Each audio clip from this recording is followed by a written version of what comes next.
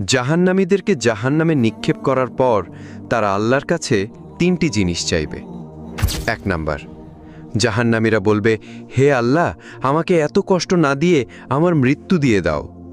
তখন আল্লাহ তাআলা বলবেন, হে বান্দা, জাহান্নামে কোনো মৃত্যু নেই। নাম্বার 2, জাহান্নামীরা তখন বলবে, হে আল্লাহ, তাহলে আমাদের জাহান্নামের আযাব একটু হালকা করে দেন, 1 মাসে অন্তত 1 দিন বিরতি দেন, অথবা 24 ঘন্টার মধ্যে আমাদের 10 মিনিট হলেও আযাব থেকে বিরত রাখুন।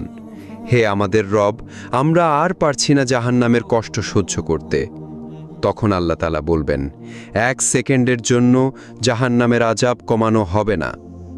নাম্বার 3, জাহান্নামীরা বলবে, আল্লাহ, আমাকে দুনিয়ায় আরেকবার পাঠিয়ে দিন, আমি দুনিয়াতে গিয়ে শুধু আপনার ইবাদত করব। তখন আল্লাহ বলবেন, দুনিয়াতে আর ফেরত দেওয়া হবে না, আমি তোদের হায়াত